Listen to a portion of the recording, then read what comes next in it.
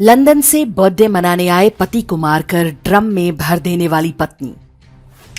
शादी के 14 दिन बाद ही सुपारी देकर पति की हत्या कराने वाली पत्नी। हनीमून में ही पति को मरवा देने वाली पत्नी।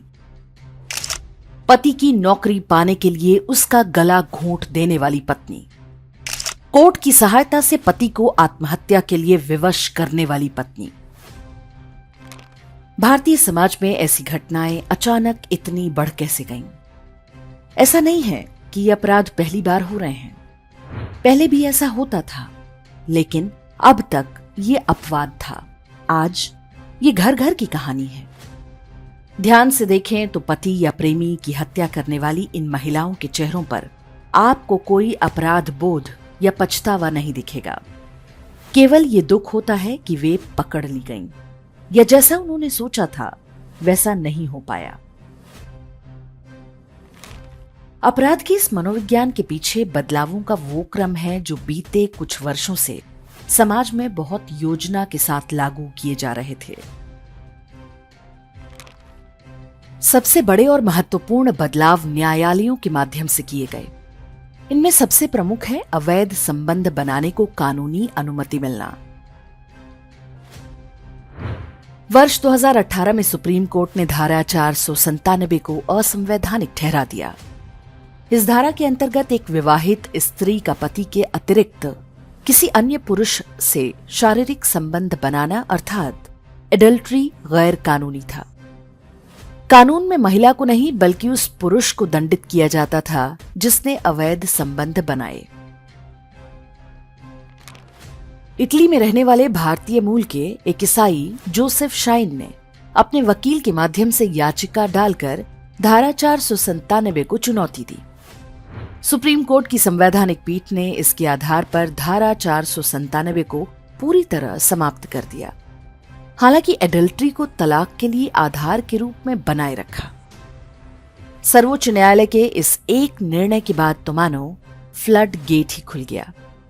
अदालतों ने ऐसे निर्णय सुनाने आरंभ किए जो भारतीय समाज के लिए कल्पना से भी परे थे। पंजाब और हरियाणा हाईकोर्ट ने कहा कि कोई महिला अपने पति की हत्या कर दे तो भी वो उसकी पेंशन की हकदार होगी।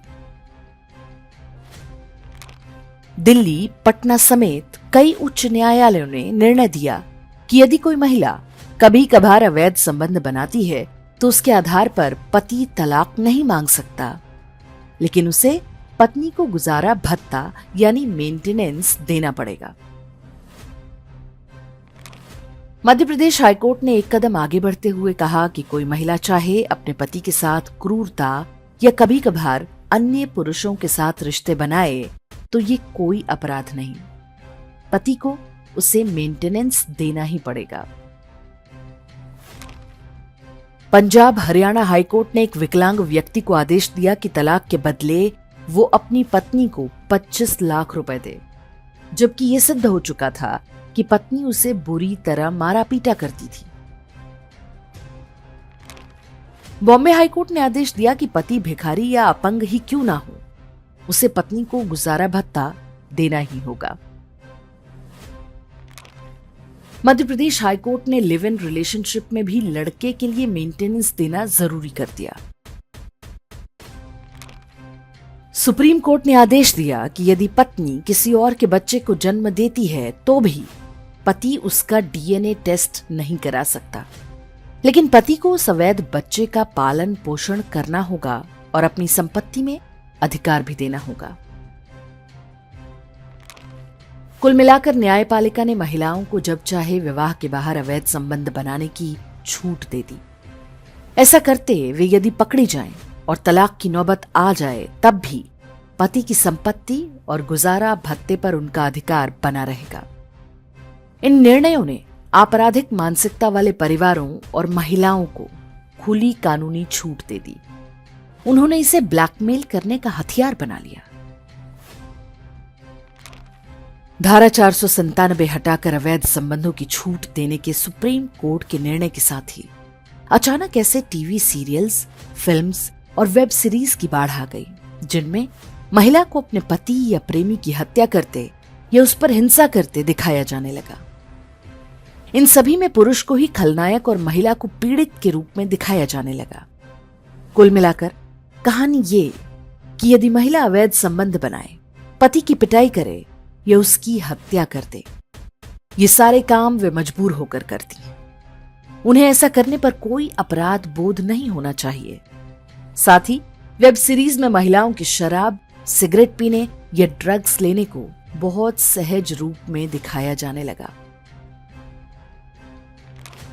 शराब, फिल्मों और कानून के इस कॉकटेल ने मात्र 5 से 10 वर्ष में भारतीय समाज और विशेष रूप से महिलाओं को बुरी तरह से चपेट में ले लिया। मात्र कुछ दशक पहले तक मां किसी परिवार में नैतिकता और संस्कारों की धुरी हुआ करती थी। उसी समाज में आज महिलाओं द्वारा अपने ही बच्चे की हत्या करने या अपने ही दोस्तों से उसका यौन शोषण कराने जैसे समाचार हर कुछ दिन पर आ रहे हैं। भारतीय समाज और स्त्रियों का ये पतन संयोग मात्र नहीं है। भारत कमजोर हो, इसके लिए भारतीय परिवार व्यवस्था को तोड़ना आवश्यक था। यह काम बिना महिलाओं को भ्रष्ट, चरित्रहीन और नशेड़ी बनाए संभव नहीं था। हार्वर्ड जैसे अमेरिकी विश्वविद्यालयों से पढ़कर आए जजों ने इसे बहुत कुशलता के साथ लागू किया। फिल्मों और मीडिया ने इस आग में घी डालने का काम किया। जिस सरकार पर जनता के प्रतिनिधि के रूप में इस हमले को रोकने का उत्तरदायित्व था, वो मूक दर्शक बनकर तमाशा देखती रही।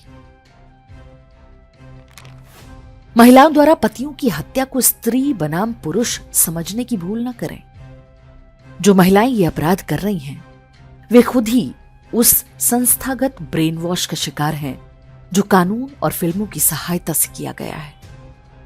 ऐसी महिलाएं अपना और अपने परिवार का जीवन तो नर्क बना ही रही हैं, हमारी और आपकी बेटियों का भविष्य भी अंधकार में ढकेल रही हैं।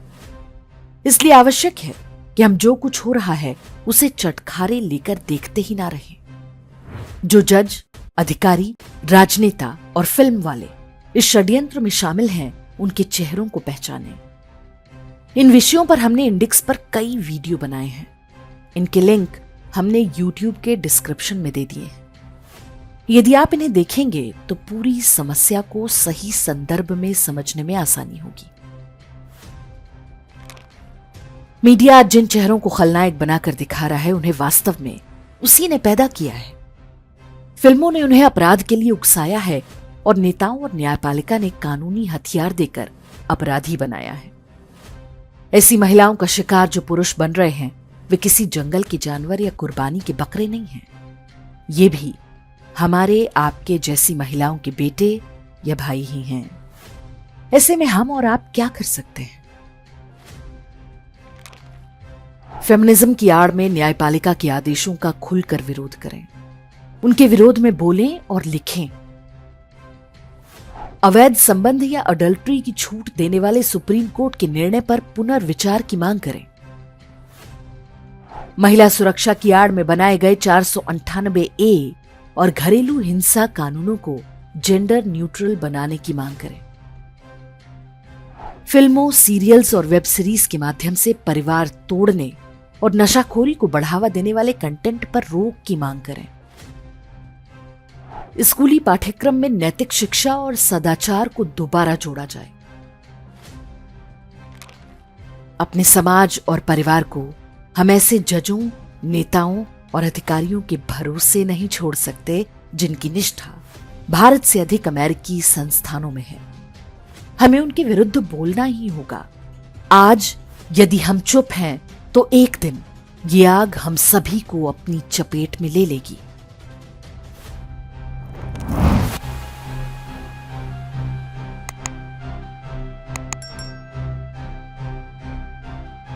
इंडेक्स ऑनलाइन के वीडियो समाज को समर्पित हैं। आप इनको डाउनलोड करके जैसे चाहे वैसे प्रयोग कर सकते हैं। चाहे तो आप हमारे टेलीग्राम चैनल से जुड़ सकते हैं। वहां सारे नए पुराने वीडियो आपको मिल जाएंगे। हमारे सोशल मीडिया लिंक हर वीडियो के डिस्क्रिप्शन में होते हैं। हमारा एकमात्र उद्देश्य हिंदू समाज को जागृत और एकजुट करना है। इसमें सहभागी बने। धन्यवाद।